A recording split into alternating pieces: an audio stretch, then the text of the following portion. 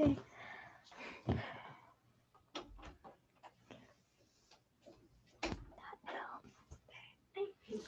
Hello, everyone, and welcome to the kickoff for Asian American and Pacific Islander Heritage Month, also known as AAPI. My name is Chelsea. I am a student at Grossmont College, and I'm an aspiring writer. I am Mexican and Hmong, so mixed from two different races and second generation, and I can't wait to be here with you guys. If possible, we'd like to ask you guys to turn on your cameras, because especially if one of our readers, because we would love to see your beautiful faces. But it's not at all mandatory. The Zoom will be recorded, so please be wary of that. And this will be uploaded later to YouTube and Instagram on the Grossmont API channel. This month, we are honoring and celebrating Asian Americans and Pacific Islanders. Especially in light of recent events, we need awareness now more than ever, and our events will be celebrating and offering educational opportunities to learn with AAPI culture, heritage, diversity, and a lot more.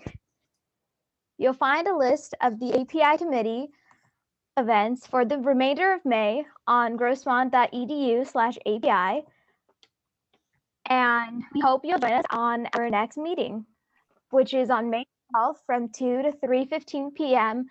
for novelist E.L. Shen's reading.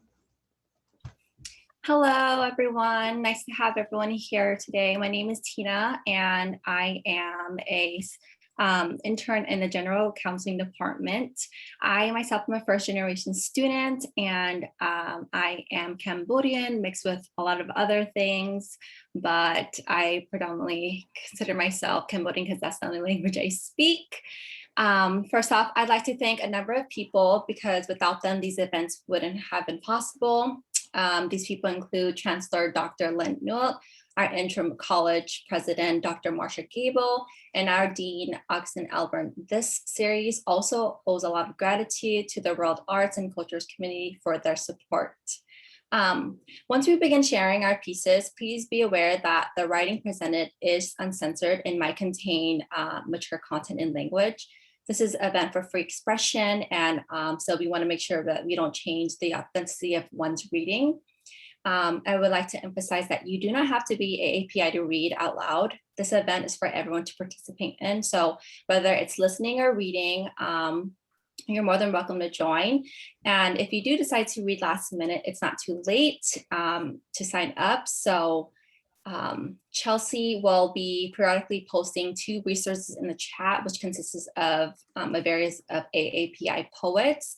So if you do decide to read, you can feel free to choose one of these pieces, and we'll add you to our roster.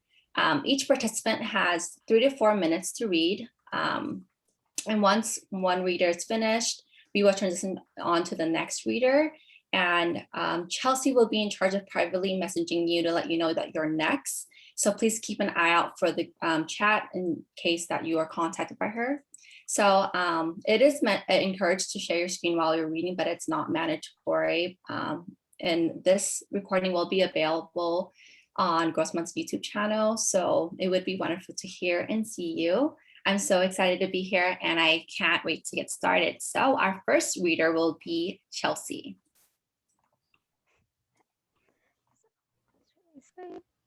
Yeah, actually, we do a little bit of an announcement first, and then, yeah, oh, no problem at all.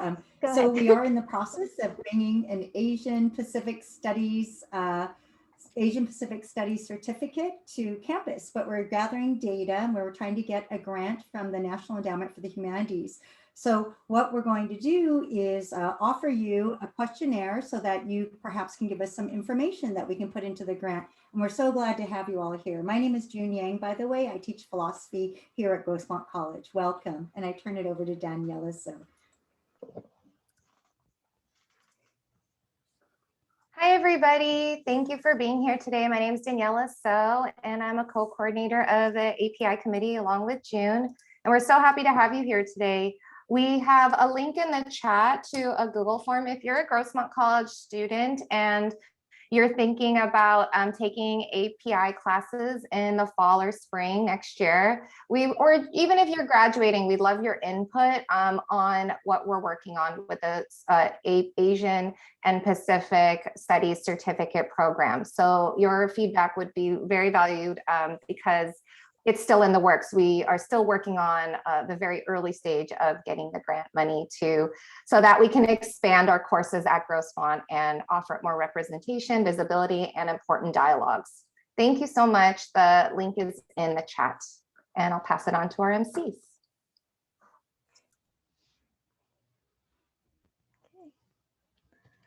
Thank you so much for that announcement. I'm sure hopefully after these events, many people will be willing to sign up. And to kick it off, I will be sharing my poem, which I did do. I will be sharing the first poem, so that'll be fun. Okay, my poem is called Meeting Place by May Yang. Also known by Hanti, at least under the pseudonym Hanti. I am straddling memory and the present tension muscles turning into stone from the weight of time. How do you understand me in all of your knowing? I am standing at crossroads, and there are many of them, one on top of the other, and they are not flat. And I could not just lie on the ground to rest and breathe, but I would like to. To survive, I must stand and hold them all together, with my feet pinned down like a needle binding seams, so that when people cross me, when they cut these paths, we can speak, and we can be together for a moment in time. This is how I feel about myself. Thank you. That's all. Thank you. All right. Next will be me. I'm just gonna make sure I'm spotlighted. Am I spotlighted now? Okay, Yes. Awesome. So my poem is Locked Eyes, 3 poems by Monica Capiles. Okay. Today I can't look at the ocean. It skulls in the wet sand, bleach, white, and freshly chiseled. It's looking at my face. This morning after rain, I walk alone on this beach, nameless now. I hear not even the calm blue sky. I lift the shape gently as a conch, mouthing to myself, what did our father say to us about holding schools? Respectfully, gone today. If I press my palms against his temples, return it to the rumble, I'm thinking of you. Bang. Its missing gaze rotates toward the water, a maze in sand. Some labyrinth I know from my childhood days when I hear father's voice. Go on, Gonste, go on. Don't be afraid. The high cheekbones will smile to you, to your own smile. Don't look away. World, throw off your mosquito net and tell me the time, tell me the day. Ask my face for news of my heart. Wolf spiders break down clouds. Fire ants dig below the lava strips. Bullets run in the rubber tree forest. Bending, they paint the grass an orange yellow sap. World, throw off your mosquito set. Tell me the time, tell me the day. My brother's hands are pinned to rock, so he becomes a mountain. In the mass graves across the lake, broken teeth protest, above dirt, above skulls, below 100 moths fluttering. And the crashing holds my sister's leaves, so I caress the corazon to touch her cheek. I will float down the stream until it ends, the minds avoid me. Tell me time is a strangling fog. Tell me the day and an elk drinking carefully from the crocodile's river. But you are safe inside your mosquito net. Inside your mosquito net, you are safe. World, throw it off then, throw it. It doesn't matter what covers you when the sky sleeps. In the night, you are a dangerous place. No matter the time, no matter the day, I live in the hole of your mosquito net. The last one. Late at night before the factory, I spring up jasmine on a dresser looking at itself in the mirror. Casal, is it your birthday tomorrow? The window in the mirror, my son in the window. Your toothless laugh was round. Why did I ever carry you in my krama? In the Cape, a woman offered her breast. She wanted to keep you her own. You lay in a hammock between palm trees when I blame my dry breast. I see you rock by yourself. In the mirror, I comb my hair, rub perfumed lotion on my hands. Kasal, I make myself drink a glass of milk to make you strong again. You are jasmine, I am the window. The jasmine in the window, sweet full. Thank you. Please. That was incredible. Thank you so much for sharing. Thank you. Our next participant is Lorena. Spotlight. Our next participant. Yeah. Let's see what's going on in the chat real quick. Love to see. So we have amazing, we have wonderful. Let's see, incredible poetry. Glad to hear it. And up next, we have I Really Love It from Moana. I hope I'm pronouncing your name right. But really, that was very well done. And up next, we have Lorena, who hopefully will be sharing their screen. I hope everyone can see it. I'm reading an excerpt from Dear America, Notes of an Undocumented Citizen by Jose Antonio Vargas, a Filipino-American undocumented journalist and author. Migration is the most natural thing people do, the root of how civilizations, nation states, and countries were established. The difference, however, is that when white people move, then and now, it's seen as courageous and necessary, celebrated in history books. Yet when people of color move, legally or illegally, the migration itself is subjected to question of illegality. Is it a crime? Will they assimilate? When will they stop? There are an estimated 258 million migrants around the world, and many of us are migrating to countries that previously colonized and imperialized us. We have a human right to move, and governments should serve that right, not limit it. The unprecedented movement of people, what some call a global migration crisis, is in reality a natural progression of history. Yes, we're here because we believe in the promise of the American dream, the search for a better life, the challenge of dreaming big. But we are also here because you were there. The cost of American imperialism and globalization, the impact of economic policies and political decisions. During this volatile time in the US and around the world, we need a new language around migration and the meaning of citizenship. Our survival depends on the creation and understanding of this new language. All right. Give it up for Lorena. That was amazing. As you can see in the chat, and that was very powerful. You sound very impassioned about it, and it was incredible. I'm not gonna lie. And everyone else, I'm sure they felt the energy that you felt too. It was amazing. And so up next, we have Moana Capiles, who will be presenting their poem next. Probably should have talked to them first, but it's all good. Aloha mai kako, aloha talofa malo lele, afade yorana.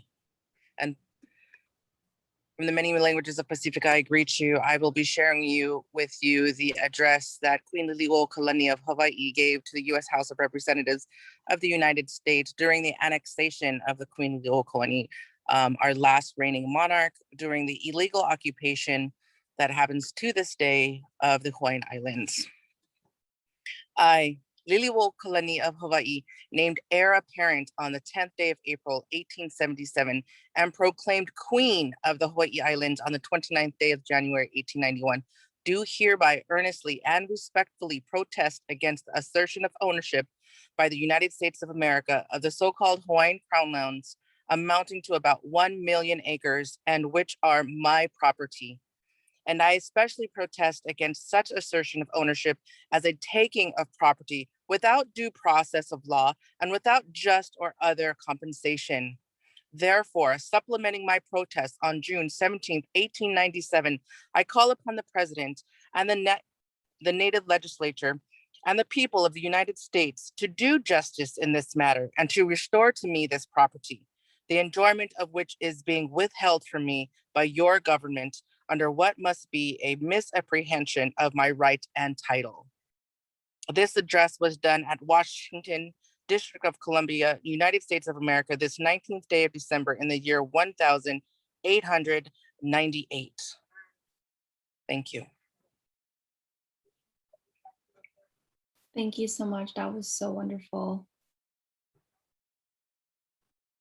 So our next participant is Jun Yang.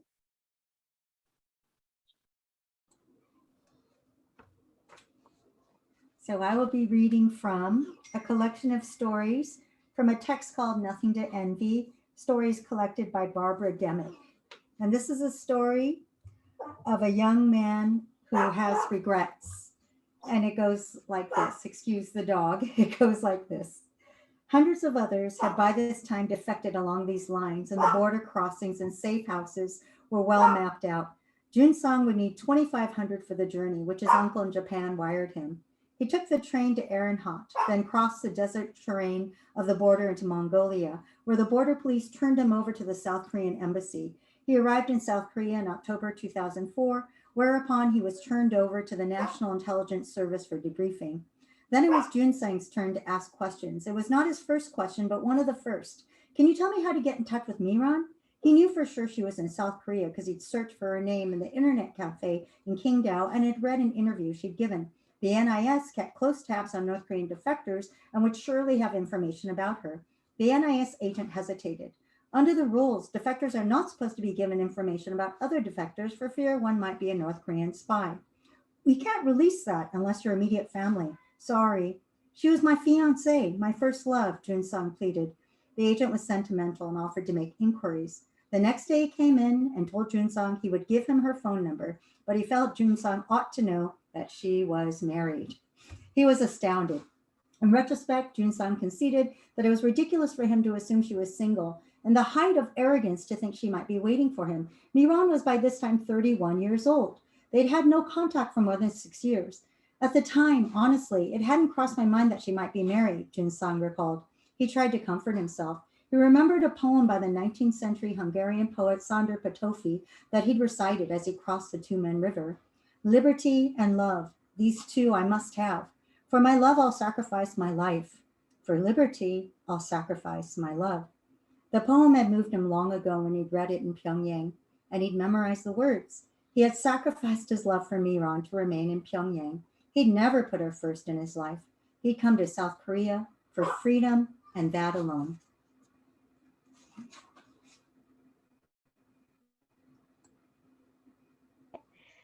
Get up for June. That was also incredibly well done. I really loved it, especially the idea of freedom within South Korea that I thought was very nice. And the whole story about love and waiting for one another. I thought it was amazing.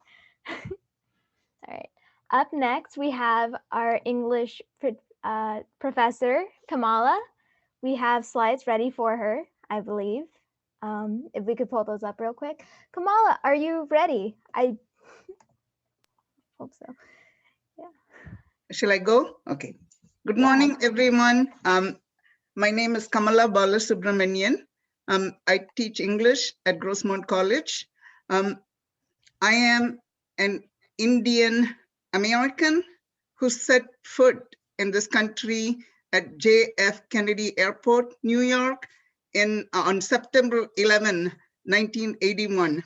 So this year would mark my 40th anniversary as an Asian American immigrant in the United States. Something changed on September 11, 2011. My anniversary date into the country changed from one of being celebratory to one of mourning for 2,977 people who died in the World Trade Center attacks. So much has changed in the 40 years. I want to let you know that I'm very proud of my Indian heritage, while at the same time, I'm extremely proud to be a naturalized American citizen in this country, which is the greatest country in the world. However, a lot has changed in 40 years that has led to much fear, distrust among people. So I chose this poem written by an Indian Bengali writer and music composer named Rabindranath Tagore, who was the first non-European to receive the Nobel Prize for Literature in 1913.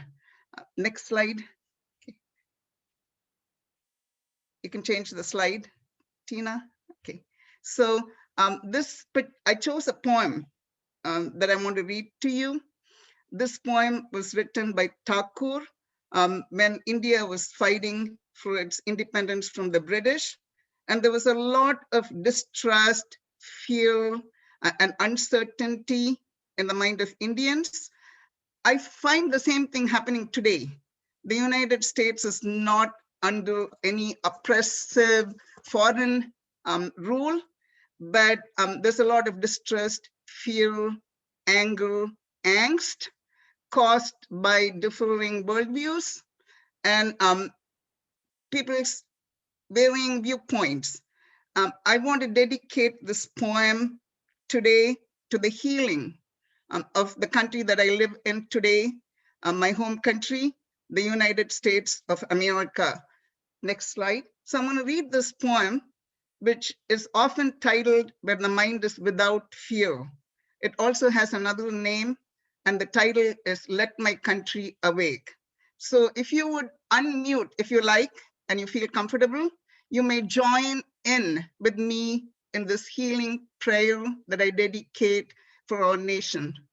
Where the mind is without fear and the head is held high, where knowledge is free, where the world has not been broken up into fragments by narrow domestic walls, where words come out from the depth of truth, where tireless striving stretches its arms towards perfection, where the clear stream of reason has not lost its way into the dreary desert sand of dead habit, where the mind is led forward by thee into ever-widening thought and action, into that heaven of freedom, my Father, let my country awake. Namaste.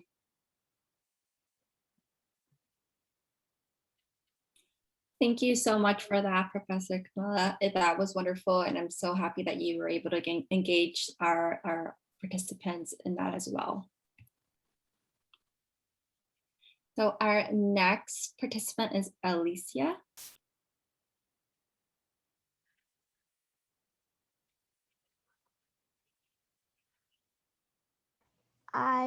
Is Alicia here? I would hope so. I don't know where she is, so until she comes by, and I really hope she does, now we will be moving on to Timothy Carruthers, who will be reading his poem next. Hello, everyone. Hopefully you can hear me well. I don't know too much about Asian American heritage, if I'm being honest. I just chose a random poem I thought was pretty nice, so I'll read it right now. It's called Leaving Seoul by Walter K. Liu. And it goes, we have to bury the urns, mother and I. We tried to leave them in a back room, decoyed by a gas lamp and run out. But they landed behind us here at the front gate. It is 6-hour early winter, black cold, only on the other side of the rice paper doors. The yellow ondel stone-heated floors are still warm. I look out to the blue lanterns along the runway, the bright airplane. Off the back step, mother disorganized, as usual, has devised a clumsy rope and shovel to bury the urns. I wonder out loud how she ever became a doctor. Get out, she says, go to your father. He too does not realize what is happening. You see, father is waiting at the airfield in a discarded US Army overcoat. He has lost his hat, lost his father, and is smoking Luckies like crazy. We grab through the tall weeds and wind that begin to shoot under us like river ice. It is snowing. We are crying from the cold. Or what? It is only decades. Later that, tapping the cold, glowing jars, I find they contain all that has made the Father have dominion over hers. And that was it. So hopefully that applies to this. Hope you guys enjoyed it. Thank you for being courageous and willing to participate. You did amazing. And once again, we would like to encourage people to read. Again, you can always privately message Tina if you would, and we'll add you onto the roster. And again, you don't have to be part of the heritage if you don't have to be part of the heritage to read. Like, even if you don't know that much, if there's a piece that you think should be read by an AAPI figure, then go ahead and type it in. Again, I posted the 2 links, so if you'd like to go through and find a poet that you'd want to read for, then go ahead. Like, seriously, we're encouraging it. Until then, up next, we have Wendy Cruzado, who will be reading.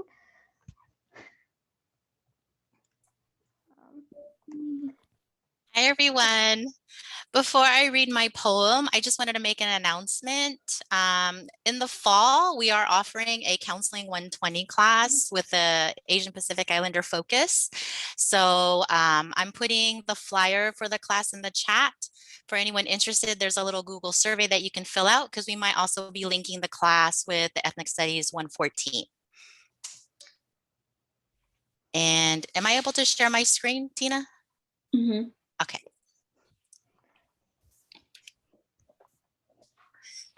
So I will be reading a poem titled Faith, and it was written by Yukio Ota. And she was 17 years old when she wrote this poem in 1945.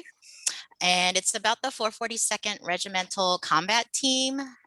It was a military unit comprised of only Nisei, Japanese Americans, during the internment of the Japanese Americans during World War II. Faith. My heart is proud. My soul is glorious and free. You, young Nisei, are fighting for our lives, our country, future, and everything we stand for. We are right behind you. You are proving that we are loyal in Italy and wherever you go. You will come back victorious and free, and we will be waiting for you in this land of liberty.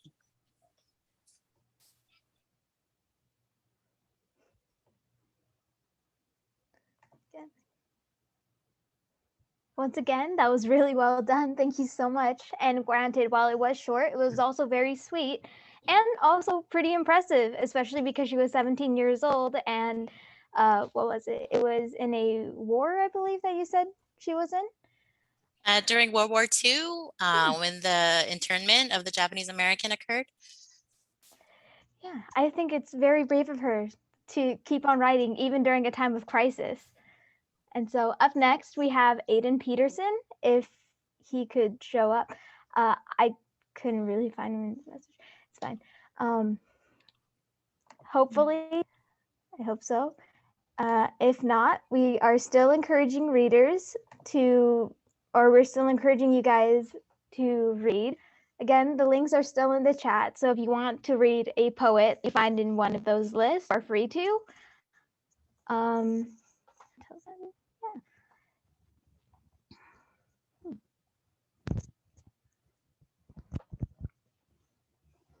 It looks like Aidan is not here. So do we have any other readers who would like to go again? I think in the chat, Lorena mentioned she wouldn't mind going.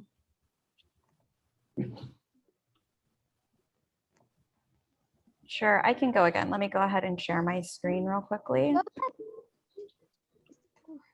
So this next poem is called Feasting by Joseph O. Legaspi. And if you've ever encountered a jackfruit in real life, not in a can, you'll understand. 3 women dragged this spiky, bulky mass onto a bamboo table on the side of an island road. A raised hunting knife glinted in sunlight, then plunged into breathless gasp, slicing into the unseen. To a passerby, they were a curious wall, a swarm of onlookers, barrio children and younger women, buzzing with a rising gleeful cadence as a mother busied herself with the butchering. Surprisingly, a citrusy, sugary scent sweetened the stranger's face when offered the yellow flesh like thickened petals. Licorice to the touch, he stood awed at the monstrous jackfruit, bloodless armadillo halved, quartered, sectioned off for feasting. His tongue tingled ripely. This country's foreign to me, he continued, but I'm not foreign to it.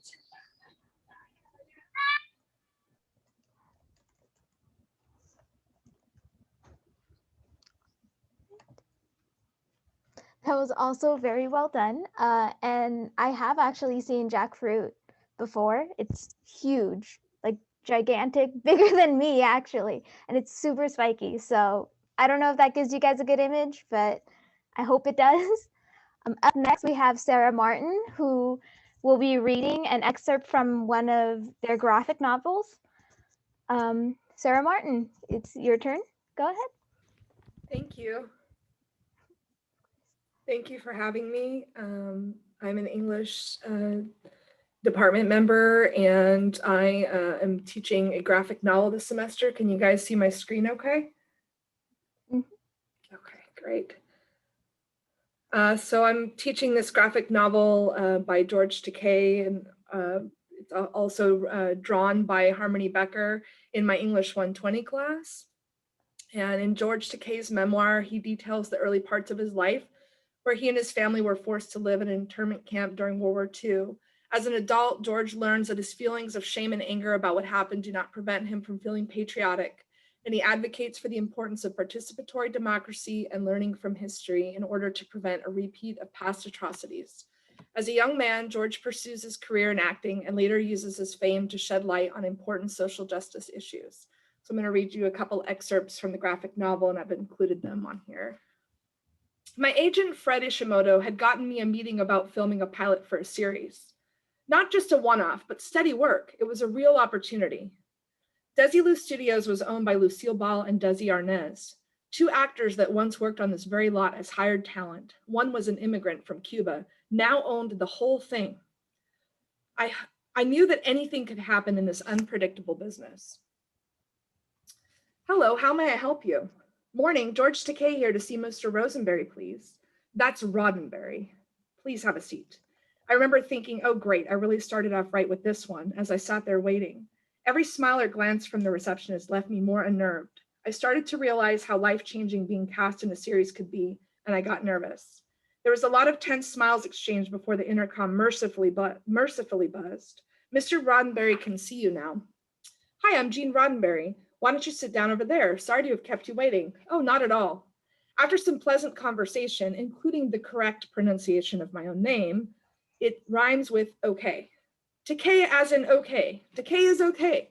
I liked the man in his spontaneous, unaffected manner. He was comfortable, which was unlike any producer I'd ever met. It's the 23rd century aboard a huge spaceship Earth. The character's name is Sulu. He's a bright young science officer. He has to be of Pan-Asian heritage to represent that huge part of the world. Hollywood and television had a long history of unflattering, stereotypical depictions of Asian men as buffoons, menials, or menaces. He'll be a strong, sharp, and likable character. Believe me, he will be an officer carrying his weight on this ship.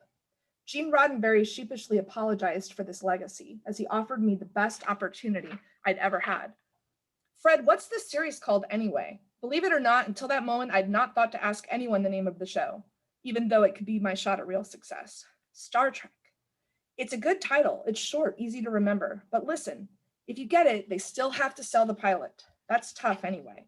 As we left the Hamburger Hamlet that afternoon, I did something unusual. I dropped a cool facade that protects our egos in this profession. I've got to have that role. I desperately want that role. Something as far out as the space thing, it's really shooting craps. So maybe it sells. I want that role. I want that role. I want that role. Of course, I did get that role. As Lieutenant Hiraku Sulu, I had the chance to represent my Asian heritage with honor to millions of viewers on television, and 6 times on the silver screen as Lieutenant Commander Sulu, eventually reaching the rank of captain. Stardate 9521.6, Captain's Log, USS Elixir, Hiraku Sulu commanding. But most importantly, my unexpected notoriety has allowed me a platform from which to address many social causes that need attention. In 2015, the musical Allegiance made its Broadway debut. I starred alongside a talented cast, primarily Asian American performers, including the extraordinary Leo Salonga, to bring the story of the internment to a wider audience. During its run, the musical was seen by just over 120,000 audience members, roughly the same number of Japanese Americans who were incarcerated. Thank you.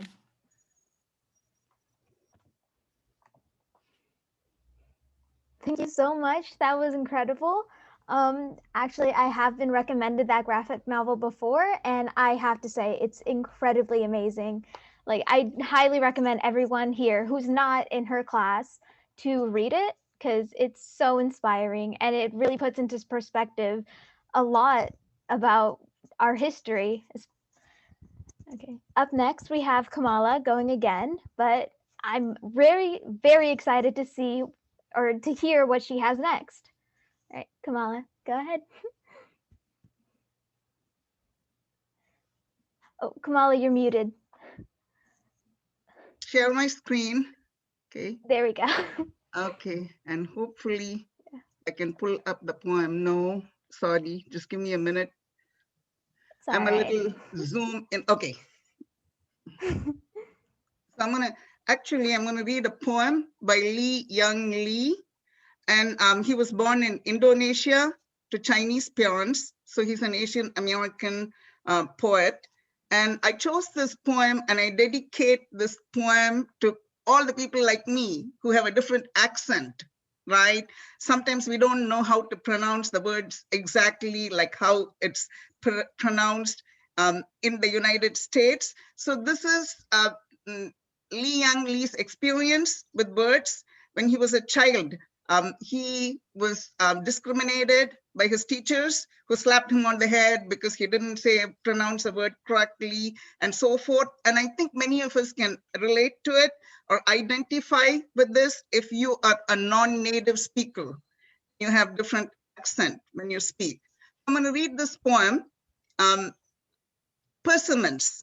And those of you who haven't seen a persimmon, it's a fruit which came from Japan actually, but it's grown a lot in the Santa Ynez Valley in the United States. I have a persimmon tree in my house, so it grows in San Diego. They look like little tomatoes, but then they're fleshy. So the point of the poem is that, you know, something that's really everyday common for people in one culture may not be common for people in another culture, but that's okay, right? It's all about learning.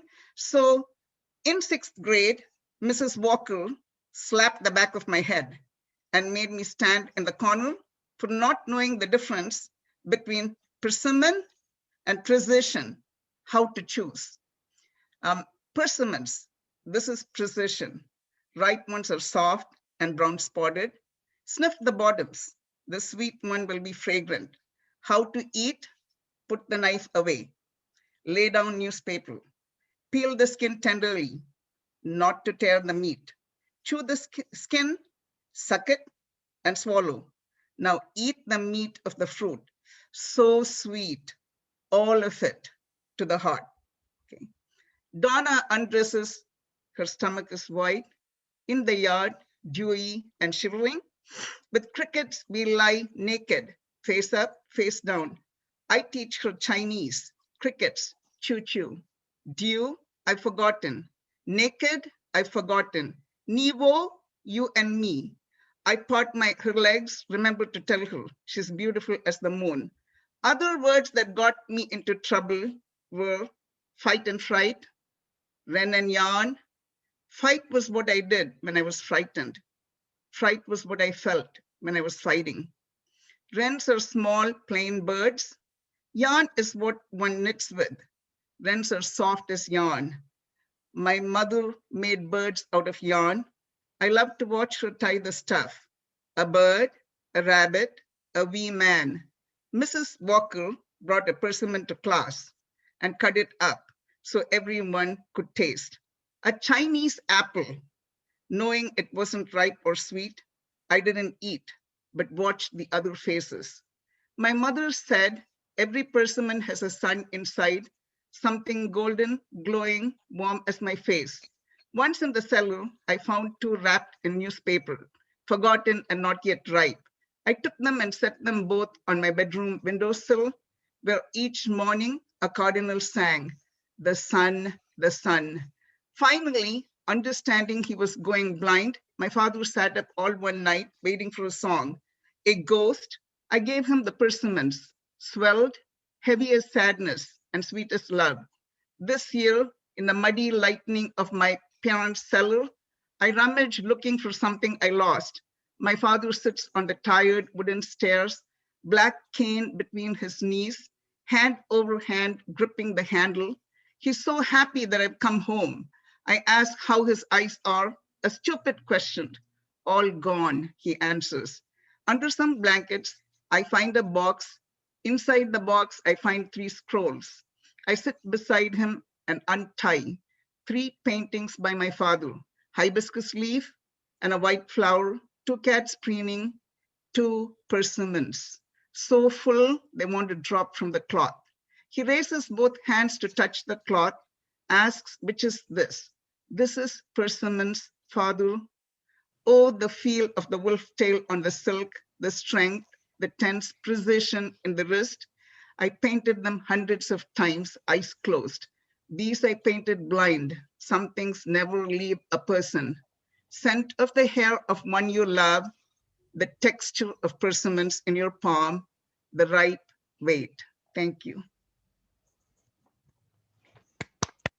That was also very powerful, and I really enjoyed it so much, especially because I went to a bilingual school or a biliteracy school where I had to learn stuff in Spanish and in English. And then I went to high school where the #1 language was English. And since I learned a lot of my history classes in Spanish, I pronounced a lot of the cities and the towns from history in a Spanish accent. And I get made fun of for it a little bit, but even so, like, I don't mind. And so up next, we have our next and I believe final. I'm not really sure. If anyone else wants to share, you are still free to. But we have our next presenter, my professor, Daniela Sao. So go ahead. Hi, everybody. Thanks for having me. I wanted to read a little excerpt from E.L. Shen's book. I have it, a copy of it. It's called The Comeback, and we're going to have her come to campus or to visit us on Zoom next week. So I wanted to read an excerpt from her book. So this starts, I'll read a quick, just like a part of what it's about, so you kind of have an idea. And it's pretty exciting because E.L. Shen is Chinese American and 22. This is her first book, and she's already published at 22. What a prodigy. And her book is about 12-year-old Maxine Chen, who is trying to nail that perfect landing on the ice in middle school and at home, where her parents worry that competitive skating is too much pressure for a budding tween. Maxine isn't concerned, however, she's determined to glide to victory. But then a bully at school starts teasing Maxine about her Chinese heritage, leaving her stunned and speechless.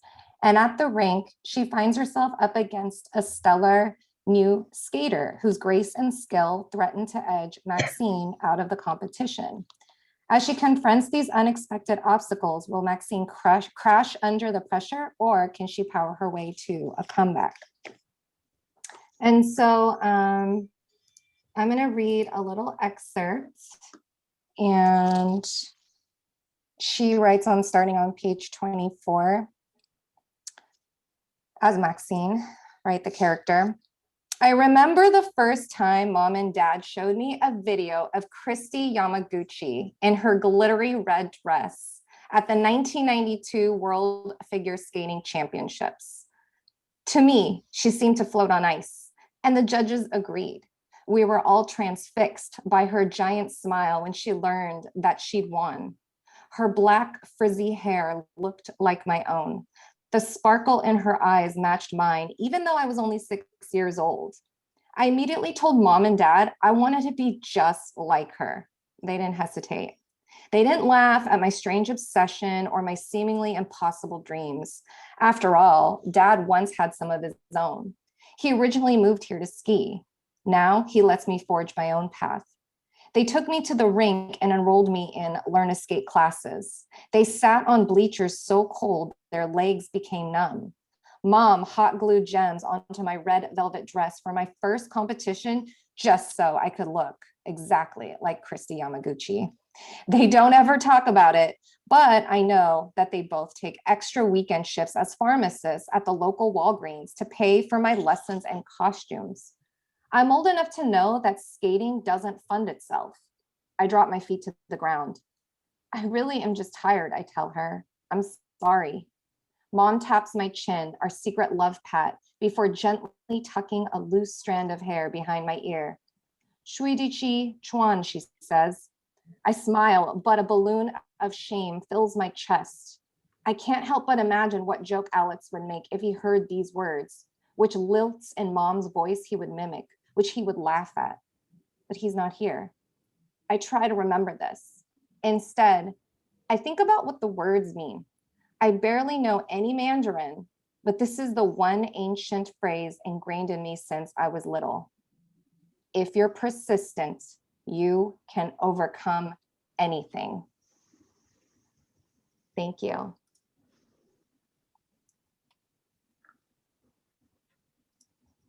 Oh, and it looks like Alden is here to join us and hopefully closes out with reading unless we have more readers. I do hope so. Hello. Hi, Aidan. It's so nice to have you here. And I'm so sorry to put you on the spot, like immediately after you just came in, but we would appreciate if you could read your piece soon. Yeah, that sounds good. I will Awesome. do so now. Thank you.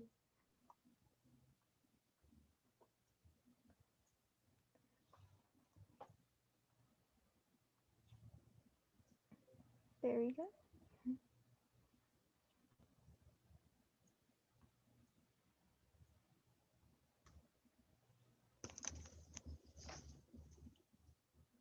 Okay, so this is called No Exit by Jenny. I think it's, I don't really know how to pronounce it, but I think it's, can you like help me pronounce it, someone? Sure. Thanks. Let me see. Yours? What's her name? Yeah, it's Jenny Jie, I think. Zay. Okay. I believe So, that's how it would be pronounced. okay. So it's called No Exit by Denny Zay. Once we were closer, unswallowed by analysis, wild and quick like mirror glass, but slowly we disciplined the month, tamed it into movement, spooned it quats of sound, from which other quats came, under scattered blue shadows, sheets turned back and forth, babbling softly without end. Language licks inside the temples, once we enter it, old fog from which there is no exit. Thank you. Okay. That was amazing. Thanks. Yay. You came in at literally right the perfect time. Thank you. Of course. And I believe that is all of our readers, unless anyone else wants to read. I mean, the floor is open to anyone.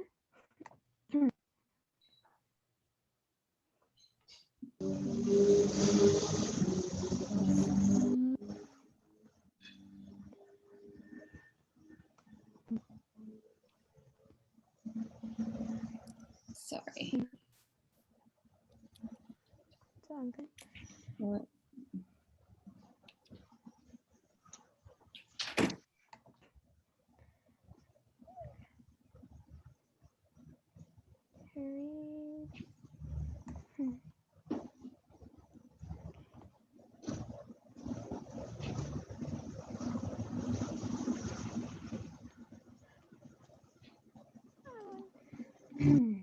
Well, thank you all Well, for we are happy. sharing and participating in our event. Everyone was so courageous and did a wonderful job reading. I just wanted to give a reminder that we will be having another AAPI Heritage event next week on May 11th at 12 p.m. So you can go to our AAPI Grossmont College link and once you our website, and once you scroll down, you'll be able to see all the flyers, and you can actually just click on the flyer in order to register for each event. Mhm.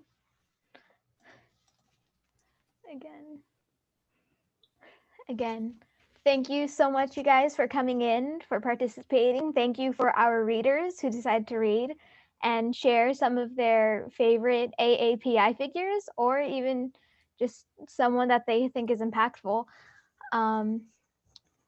We have one last final announcement before we end off the event. It's the same one from before, so it's kind of repetitive, but thank you so much, everyone, for being here. And we hope to see you at our next events this month. Really. Let's give it up for our co-MCs, Chelsea and Tina. Woo, throw up an emoji reaction. Thank them in the chat. Yeah, We love woo. them. Good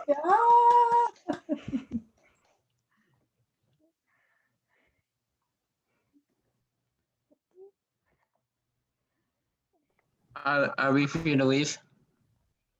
Yeah, you're free to leave.